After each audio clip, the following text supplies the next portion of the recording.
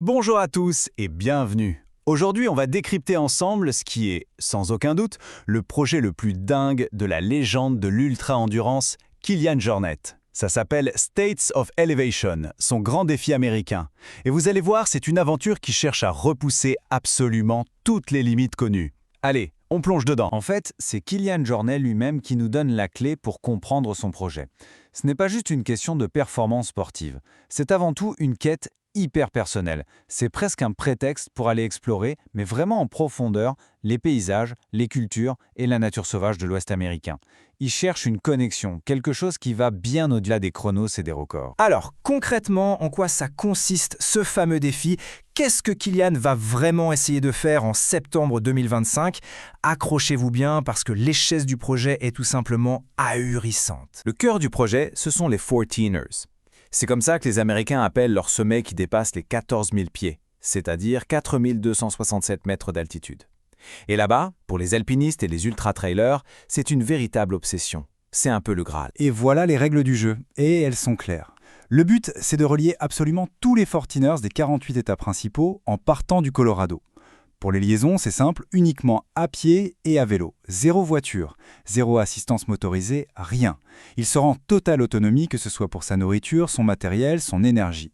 C'est un projet zéro carbone. Et ça change complètement la donne par rapport à tout ce qu'on a vu avant. Bon, pour vraiment se rendre compte de la folie du truc, il faut mettre des chiffres dessus. Et vous allez voir, ça donne le vertige. On parle d'environ 96 sommets. Pas 1, pas 10, presque 100 montagnes à grimper. La plupart sont au Colorado, c'est vrai, mais l'idée, c'est de tous les enchaîner, sans exception. Chaque sommet est déjà une épreuve en soi, alors imaginez la somme des efforts. Et attention, chacun de ces sommets fait plus de 4 267 mètres. Ce n'est pas une petite colline, on est en haute montagne. Et il va le faire presque 100 fois, avec tout ce que ça veut dire, le manque d'oxygène, le froid, une météo qui peut changer en un claquement de doigts. Et puis, il y a ce chiffre, 0. C'est peut-être le plus important de tous, 0 aide motorisée. Chaque kilomètre pour aller d'un massif à l'autre se fera à la seule force de ses jambes, sur son vélo. C'est vraiment le cœur de sa démarche, un défi avec un impact carbone nul où seule la puissance humaine est en jeu. Pour que vous puissiez bien visualiser, imaginez un peu le truc. Son effort, chaque jour, sera à peu près l'équivalent d'une étape du Tour de France à vélo, suivi, le même jour, d'un marathon complet en courant. Et il recommence le lendemain.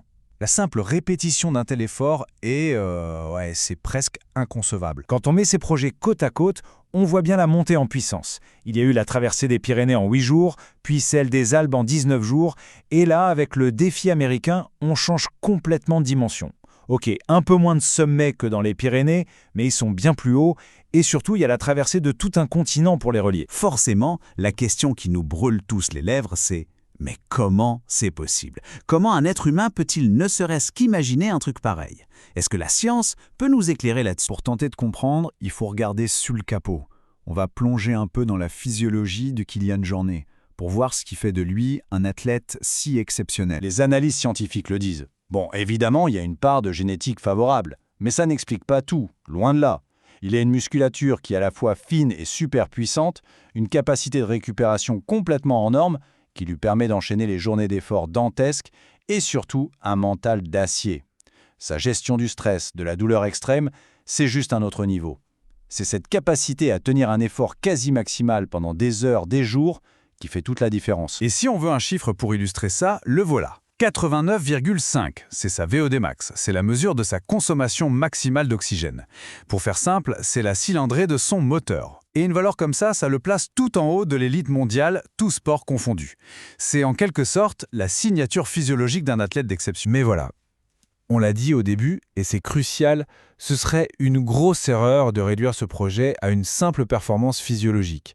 Il y a une dimension bien plus profonde derrière tout ça. En fait, le projet, il tient sur deux jambes. D'un côté, bien sûr, il y a l'exploit sportif, le dépassement de soi, les chiffres, les records. Mais de l'autre, et c'est tout aussi important, il y a la démarche humaine, la connexion avec la nature, l'exploration des cultures locales, une vraie quête de sens. Et par-dessus tout ça, une forte dimension environnementale. C'est vraiment le mariage de ces deux mondes qui rend cette aventure unique. Et il ne fait pas ça tout seul dans son coin. Il le dit lui-même, il a demandé de l'aide à toute la communauté outdoor américaine pour tracer son itinéraire, pour rendre cette aventure plus authentique, plus juste, plus partagée. C'est une démarche super collaborative. Donc si on résume, on peut voir ce projet sur 4 niveaux. C'est à la fois un défi sportif complètement extrême, une exploration humaine et culturelle, un acte fort de sensibilisation à l'écologie et enfin une aventure partagée avec une communauté. C'est beaucoup plus qu'une simple course. Au final, States of Elevation nous pose une question qui est, je trouve, fondamentale. Et si les plus grands exploits de notre époque n'étaient pas seulement une question de kilomètres ou de chronos? Et s'ils se mesuraient plutôt à leur capacité à nous reconnecter à la nature, aux autres et finalement à nous-mêmes? C'est toute la question. Réponse, on l'espère, en septembre 2025. Merci beaucoup de nous avoir suivis.